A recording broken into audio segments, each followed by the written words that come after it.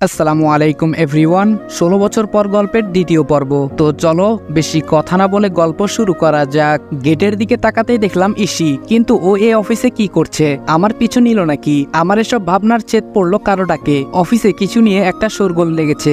দৌড়ে সেখানে গিয়ে দেখি দুজন স্টাফ নিজেদের মধ্যে কিছু একটা নিয়ে তর্ক করছে, আর সেটা নিয়ে ঝামেলা হলো। যাই হোক, আমার এখন ইসিকে খুঁজতে হবে, জানতে হবে ও এখানে কেন এসেছে। এর মধ্যে ইন্টারভিউ নেওয়া শুরু হয়েছে। যেহেতু ম্যানেজারকে আগে থেকেই ঘুষ দিয়ে ম্যানেজ করা, তাই আমার টিম মেম্বারদের নিয়ে কোনো চিন্তা নেই। আমার মাথায় এখন ইসি। ওত্তেরি, মিস ইশিতা জামান এই কোম্পানিতে জব করতে এসেছে।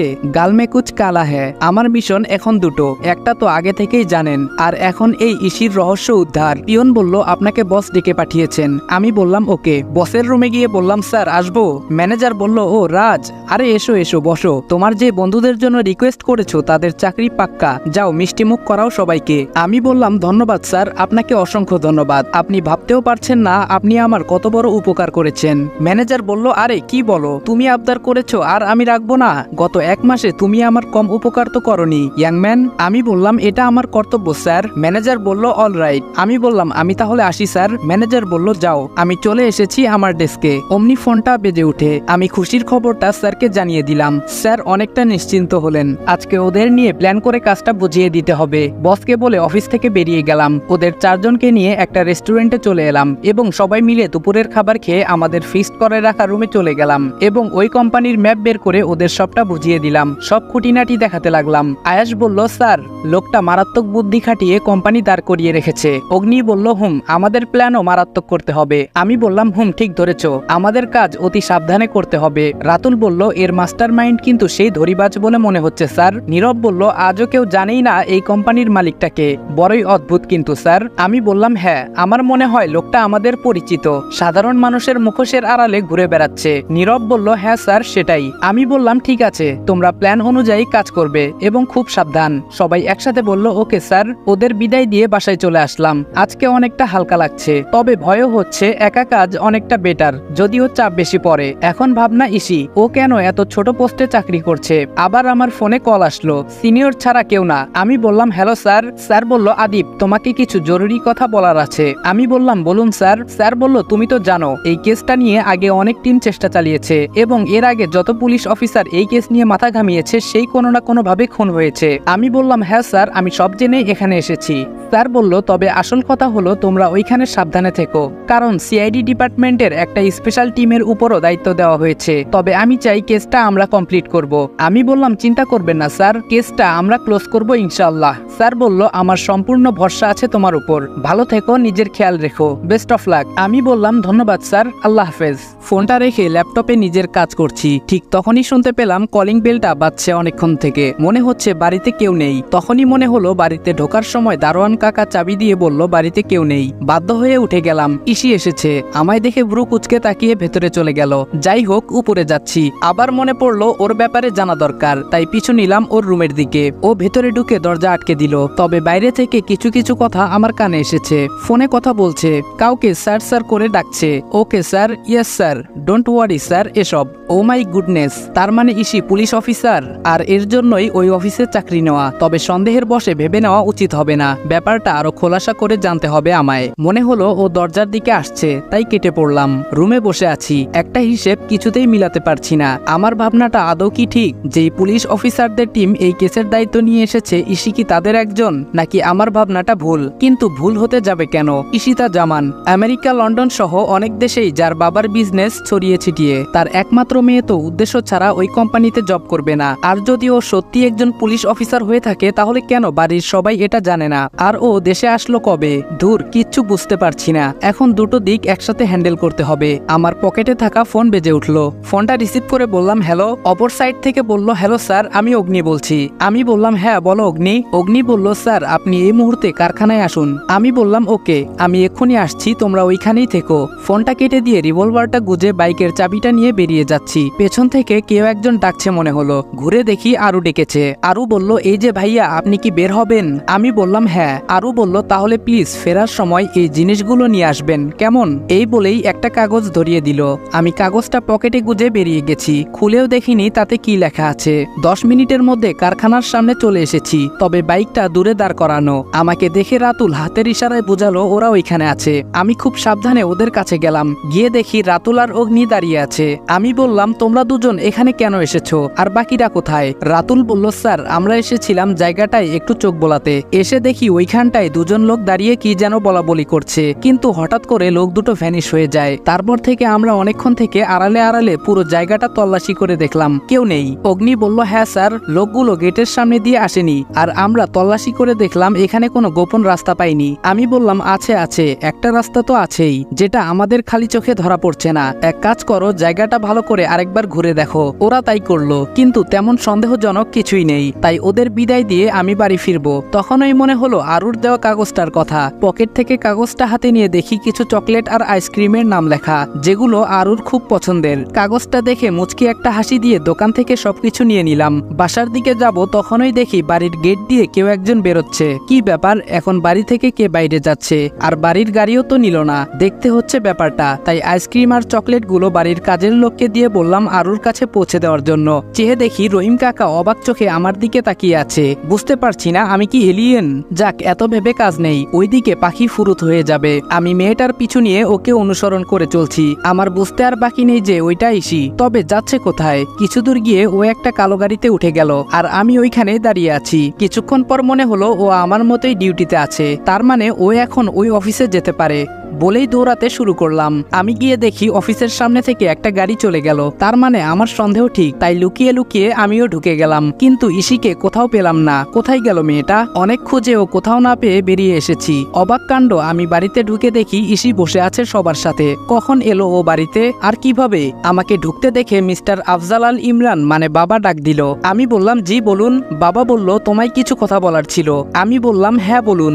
বাসার সবাই এখানে উপস্থিত, এর মধ্যে বাবা আমাকে কি বলতে চায় বুঝতে পারছি না। কোনো কিছু আবার টের পেয়ে গেল না তো? বাবা বলল, শোনো রাজ, তুমি আমাদের এই বাড়িতে থাকো, কিন্তু তুমি কি করো কিছুই আমরা জানি না। তুমি বলো না, তাই আমরা জানতেও চাই না। তবে আমরা মনে করি তুমি খারাপ কিছু করো না, সেই ভরসা আছে, কারণ মিজান কোনো ভুল মানুষের জন্য আবদার করবে না। আমি বললাম, ভরসা রাখতে পারেন। বাবা বলল, তবে আসল কথাটাই বলা হয়নি তো এখনো। আমি বললাম, জি বলুন। বাবা বলল, আর 15 দিন বাদে আমার একমাত্র মেয়ে আরিশফার বিয়ে। আমি চাই এই বিয়েতে তুমি আমাদের সাথে থাকো, হাতে হাতে একটু কাজে সহায়তা করবে। আমি বললাম, আমি এখানে একটা কাজে এসেছি, আমার কাছে সবথেকে বেশি গুরুত্বপূর্ণ আমার কাজ। আশা করি বুঝতে পেরেছেন। কথাটা বলেই নিজের রুমের দিকে চলে আসছি। সবাই কিছুটা অবাক হয়ে আমার দিকে তাকিয়ে আছে, হয়তো আমার এমন ব্যবহারটা তারা আশা করেনি। নিজের রুমে বসে আছি, মাথাতে কিছুতেই আসছে না ইসির ব্যাপারটা, ভাবতে পারছি না কিছুই। উঠে ফ্রেশ হতে চলে গেলাম। আজ আর বাইরে যেতে ইচ্ছে করছে না, তাই না খেয়ে শুয়ে পড়ি। খুব ইচ্ছে হচ্ছে সবার সাথে গিয়ে ডিনার করতে, কিন্তু না, এটা সম্ভব না। তবে এখন দেখি বাড়িটা কেমন বদলে গেছে। আগে বাবা মা দুজনে এত ব্যস্ত ছিল যে তাদের যে সন্তান আছে, সংসার আছে, সেদিকে বিন্দুমাত্র আগ্রহ ছিল না। তবে এখন অনেকটাই পরিবর্তন এসেছে সবার মাঝে। তবে এত কিছুর মাঝেও একটা চাপা কষ্ট বারবার অনুভূত হয়, যে তারা তাদের ছোট ছেলেকে ভুলেই গেছে। এসব ভাবতে ভাবতে কখন যে চোখ লেগে যায় টের পাইনি। হঠাৎ করে ঘুম ভেঙে যায়। ঘড়িতে তাকিয়ে দেখি 3:30 বাজে। তাই উঠে চলে গেলাম ওয়াশরুমে। সেখান থেকে ওযু করে এসে তাহাজ্জুদের সালাত আদায় করে উঠে বসলাম। এখনো ফজরের আজান দেয়নি, তবে যে কোনো সময় দিতে পারে, তাই অপেক্ষা করলাম। ফজরের নামাজ পড়ে একেবারে ওঠাটাই বেস্ট। নামাজ শেষে নিজের ল্যাপটপটা নিয়ে কাজ করছি, তবে খিদে পেয়েছে প্রচুর। এত সকালে তো কোথাও কোনো দোকানপাট খোলা থাকবে বলে মনে হয় না, তবুও গিয়ে দেখি পাওয়া যায় কিনা। আর যাই হোক, এত খিদে নিয়ে কোনো কাজে মনোযোগ দিতে পারছি না, কিন্তু বের হয়ে ভালোই করেছি, না হলে দেখতে পেতাম না একটা পরীকে। সদর দরজা দিয়ে বের হয়ে বাহিরের দিকে যাওয়ার সময় পেছনে তাকাতেই চোখ যায় ইসির বেলকনির দিকে। খুব সুন্দর লাগছে ওকে দেখতে, একদম প্রাকৃতিক সৌন্দর্যের মাঝে ডুবে গেল যেন আমার চোখ। সকাল সকাল মেয়েরা আর যাই হোক মেকআপ করে না, আর তখনই তাদের আসল রূপটা চোখে পড়ার মতো অবস্থা হয়। তবে ভাবছি এত সকালে ও ঘুম থেকে উঠে গেল, কারণ কি? পরক্ষণেই মনে পড়লো ও তো আমার মতোই একজন দায়িত্বপ্রাপ্ত মানুষ, উঠবে নাই বা কেন? চোখের ঘুম হারাম করে রেখেছে এই কেস। হাঁটতে হাঁটতে সামনে একটা টং দোকান দেখতে পেলাম। যাক, ভাগ্যটা তাহলে ভালোই আমার। সেখান থেকে হালকা নাস্তা খেয়ে বাইরে এলোমেলো ভাবে হাঁটছি। মাথায় চিন্তা একটাই, কে হতে হতে পারে ওই লোকটা? এত নিখুঁতভাবে কি করে নিজেকে আড়াল করে রেখেছে? গত 1.5 মাসে একটা বিষয়ে কনফার্ম হয়ে গেছি, দেশের সবচেয়ে বড় স্মাগলার হলো এই বস। এই কোম্পানির আড়ালে তার আসল মুখোশ রয়েছে। কিন্তু কে সে? হঠাৎ মনে হলো ফোন বাজছে। আমি ফোনটা রিসিভ করে বললাম, ওয়েট, আমি এক্ষুনি আসছি। ফোনটা ছিল নীরবের। ওরা কিছু একটা ক্লু পেয়েছে যার জন্য ফোনটা দিল। বাকিটা চলুন গিয়ে দেখি। আমি রুমে প্রবেশ করতেই ওরা 4 জন উঠে দাঁড়ালো। আমি বললাম, কি পেয়েছো দেখাও। রাতুল আমার দিকে একটা ফাইল এগিয়ে দিল।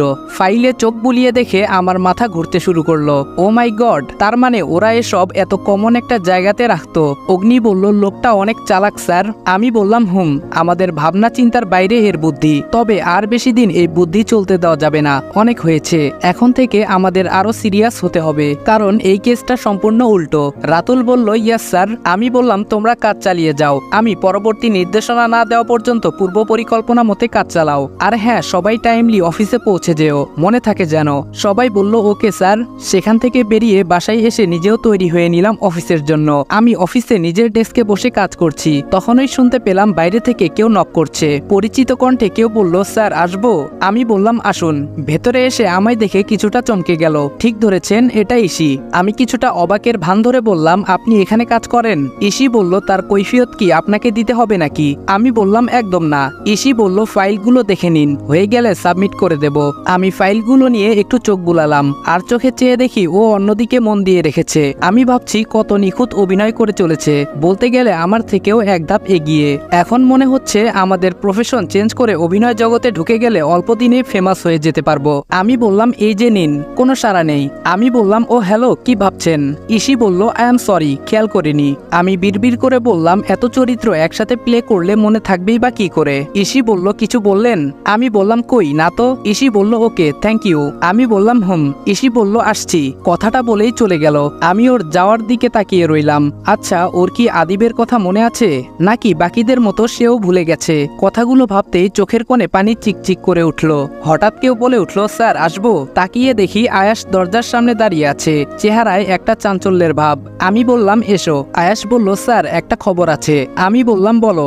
আয়াস বলল, স্যার আরসি। আমি বললাম, মানে? আয়াস বলল, হ্যাঁ স্যার, আরসি এর মধ্যে কিছু একটা রহস্য আছে। আমি বললাম, এই আরসি এর সূত্র কোথায় পেলে? অমনি রুমের বাহিরে অগ্নি নক করলো। আমি বললাম, এসো। অগ্নি বলল, স্যার মনে হচ্ছে কিছু একটা পেয়েছি। আমি আর আয়াস দুজনেই উৎসুকভাবে তাকালাম, কি পেয়েছে জানার জন্য। আয়াস বলল, কি পেয়েছিস বল। আমি বললাম, হ্যাঁ বলো। অগ্নি একটা কাগজ এগিয়ে দেয় আমার সামনে, যা দেখে দুজনেই অবাক হয়ে যাই। অগ্নির এগিয়ে দেওয়া কাগজ আসলে কোনো কাগজ নয়, ওইটা একটা ছোট কোড, যেখানে শুধু লেখা আরসি। অপর পাশটা উল্টে লক্ষ্য করলাম হয়তো কোনো একটা ডিজিট লেখা, কিন্তু কি সেটা বোঝা যাচ্ছে না। 5 বা 3 হতে পারে। আয়াস বলল, স্যার এখানেও তো সেম আরসি লেখা। অগ্নি বলল, কেন, আরো কোথায় পেয়েছিস? আয়াস বলল, আমি পাইনি, তবে শুনেছি ম্যানেজার আমায় ডেকে নিয়ে কিছু ফাইল ধরিয়ে দিয়েছিল, যেগুলো কমপ্লিট করে নিয়ে যেতে বলা হয়। আমি যখন ফাইলগুলো চেক করে ফেরত দিতে যাই, তখন শুনি একটা কথা, ডোন্ট ওয়ারি বস, আরসি রাজ করবে। এটা বলার পরেই উনি আমায় দেখে ফেলেন, তাই আর কথা বাড়াইনি। স্যার আমার মনে হচ্ছে আরসি আমাদের সকল প্রশ্নের উত্তর। আমি বললাম, হতেও পারে, আবার নাও হতে পারে। অগ্নি বলল, স্যার আমরা কি করে বুঝবো এই আরসিটা আসলে কি? আমি বললাম, ভাবতে হবে, আগে এটা জানতে হবে আরসি এর পূর্ণ রূপটা কি, কোনো বস্তু না মানুষ। তোমরা যাও, নিজেদের কাজ করো। আর হ্যাঁ আয়াস, তুমি একটু সাবধানে থেকো, কারণ ম্যানেজারের জানা মতে একমাত্র তুমি আরসি শব্দ শুনতে পেয়েছো, একটু বেশি সাবধান হতে হবে। আয়াস বলল, আমার জন্য ভাববেন না স্যার। আমি বললাম, আচ্ছা ঠিক আছে, যাও তোমরা। ওরা চলে গেলে আমি বসে রইলাম আমার চেয়ারে। মাথায় এখন চিন্তা একটাই, আরসি কি হতে পারে? এই আরসি এর মানে? কম্পিউটারটা অন করে গুগলে সার্চ করতে লাগলাম, কিন্তু রেজাল্ট 0। এমন কিছু পাইনি যা সন্দেহ করার মতো। এর মধ্যে অফিস টাইম শেষ হয়ে গেছে, সবাই অফিস ছেড়ে বেরিয়ে পড়েছে। তখন ম্যানেজার আমায় ডেকে পাঠালেন। আমি বললাম, স্যার আসবো? ম্যানেজার বলল, আরে এসো এসো। আমি বললাম, জি স্যার। ম্যানেজার বলল, রাজ একটা কথা বলার জন্য তোমায় ডেকেছি, আর সেটা হলো আমি কিছুদিনের জন্য শহরের বাইরে যাচ্ছি, তাই আমার দায়িত্বটা তোমায় কিছুদিন পালন করতে হবে। এই মুহূর্তে তোমার মতো বিশ্বস্ত কাউকে মনে হয় না আমার। আরে ব্যাস, এ তো দেখি মেঘনা চাইতেই বৃষ্টি। ম্যানেজার বলল, কি ভাবছো রাজ, পারবে সামলাতে? আমি বললাম, আগে স্যার আপনার মতো হয়তো এত সুন্দর করে পারবো না, তবে চেষ্টা করব। মনে হচ্ছে আমার মুখ থেকে কথাগুলো শুনে বেশ খুশি হয়েছে। ম্যানেজার বলল, রাজ তোমাকে অনেক ধন্যবাদ। আমি মনে মনে বললাম, ধন্যবাদ তো আমার আপনাকে দেওয়ার কথা। ম্যানেজারকে বললাম, এমন করে বলবেন না স্যার, এটা আমার ডিউটি। ম্যানেজার বলল, সত্যি তোমার মতো ছেলে হয় না, ওয়েল ডান, মন দিয়ে কাজ করতে থাকো। আমি বললাম, দোয়া করবেন স্যার। ম্যানেজার বলল, অবশ্যই। আমি বললাম, এখন তাহলে আসি স্যার। ম্যানেজার বলল, হ্যাঁ এসো। আমি বললাম, ভালো থাকবেন স্যার, আল্লাহ হাফেজ। ম্যানেজার শহরের বাইরে থাকবে, এই সুযোগে পুরো অফিস এখন আমার আন্ডারে কাজ করবে। সুযোগটা কাজে লাগাতে হবে আদিব, এই সুযোগ কাজে লাগাতে না পারলে তোর ক্যারিয়ার ব্যর্থ। অফিস থেকে সোজা বাসায় ফিরে ফ্রেশ হয়ে নিলাম, তারপর ফোন দিলাম রাতুলের কাছে। রাতুল বলল, হ্যালো স্যার। আমি বললাম, হ্যাঁ, বাকিরা কোথায়? রাতুল বলল, রুমে আছে সবাই। আমি বললাম, ওকে, তাহলে তোমরা সবাই সন্ধ্যা 7:30 হোটেলে পৌঁছে যাবে, জরুরি কথা আছে। রাতুল বলল, ওকে স্যার। আমি বললাম, রাখছি। ফোনটা কেটে চেয়ারে বসতে যাব, হঠাৎ মনে হলো কেউ বাইরে থেকে আমার কথা শোনার চেষ্টা চালিয়েছে। উঠে গিয়ে দরজা খুলে দেখলাম কেউ নেই, হতে পারে মনের ভুল। যাই হোক, কাজে মন দেই। ল্যাপটপ নিয়ে বসে বসে আরসি দিয়ে হতে পারে এমন অনেক নাম একত্রে করেছি, হাজার হাজার নাম। এখন এইগুলো পরীক্ষা করে দেখতে হবে, কিন্তু তা একার পক্ষে সম্ভব না। তাই ইমেল করে সব অফিসে পাঠিয়ে দেই এবং বলি কালকের মধ্যে ফুল ডিটেলস চাই। সন্ধ্যা 7টা প্রায় বেজে গেছে, এখন আমায় বের হতে হবে। বাইকের চাবি নিয়ে বের হয়ে পড়লাম। কেন জানি মনে হচ্ছে কেউ আমায় ফলো করছে, তাই রাস্তা বদলে ফেললাম। অগ্নিদের ফোন দিয়ে জানিয়ে দিলাম ওরা যেন পৌঁছে অপেক্ষা করে, আমার লেট হতে পারে। বাইকটা নিয়ে এলোপাথারি কিছুক্ষণ ঘুরলাম। যে আমার পিছু নিয়েছিল সে বুঝে গেছে যে আমার পিছু ঘুরে লাভ নেই, তাই ছেড়ে দিয়েছে। আমিও এবার হোটেলের উদ্দেশ্যে বাইক নিয়ে ছুটলাম। আমি বললাম, তোমরা এসে গেছো? আমি দুঃখিত তোমাদের অনেকক্ষণ অপেক্ষা করানোর জন্য। নীরব বলল, না স্যার, কি বলছেন আপনি? এতে সরি বলার কি আছে? অগ্নি বলল, আপনি ঠিক আছেন, এটাই অনেক। আমাদের তো টেনশন হচ্ছিল আপনার কোনো বিপদ হলো কিনা তা ভেবে। আমি বললাম, না বিপদ নয়, তবে হতে পারতো, আগে টের পেয়ে যাওয়ায় বেঁচে গেছি। তারপর ওদের পুরো ঘটনাটা বললাম। ছেলেগুলো বেশ ভালো, ওরা নিজেরা একসাথে কাজ করে, তাই বন্ধুত্ব হয়ে গেছে। এই কয়দিনে আমাকেও অনেক আপন করে নিয়েছে। ওদের সাথে টুকটাক অনেক বিষয় নিয়ে আলোচনা করলাম, সাথে এটাও জানিয়ে দিলাম ম্যানেজার আমায় দায়িত্ব দিয়েছে। কথাটা শুনে ওরা খুশি হলো। রাতুল বলল, স্যার, এটা তো মহাসুযোগ আমাদের জন্য। আমি বললাম, হ্যাঁ, তবে সাবধান, এটা কোনো টোপও হতে পারে আমাদের পরখ করার জন্য, তাই এত তাড়াহুড়ো করা যাবে না। সবাই বলল, ওকে স্যার। ডিনার সবাই একসাথেই করলাম, তারপর ওদের বললাম বাসায় চলে যাওয়ার জন্য। ওরা 4 জন একটা ফ্ল্যাট ভাড়া নিয়ে উঠেছে, সেখানেই থাকে সবাই। বাসায় ঢুকছি তখন একই সাথে ইসিও বাইরে থেকে ভেতরে ঢুকছে। আমায় দেখে আর চোখে তাকালো, যা আমার চোখ এড়ায়নি।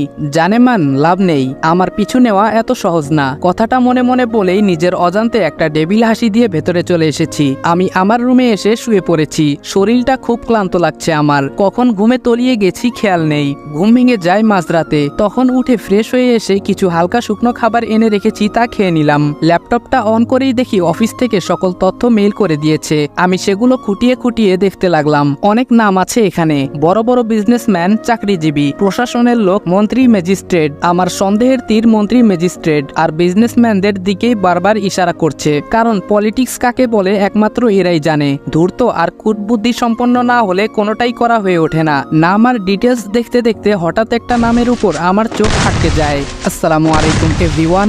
16 বছর পর গল্পের দ্বিতীয় পর্ব এখানেই শেষ করলাম। ভিডিওটা ভালো লাগলে লাইক আর কমেন্ট করে দিও, আর চ্যানেলে নতুন হলে সাবস্ক্রাইব করতে ভুলবে না। তো দেখা হচ্ছে নেক্সট ভিডিওতে। ততক্ষণ ভালো থাকবা, সুস্থ থাকবা, আল্লাহ হাফেজ।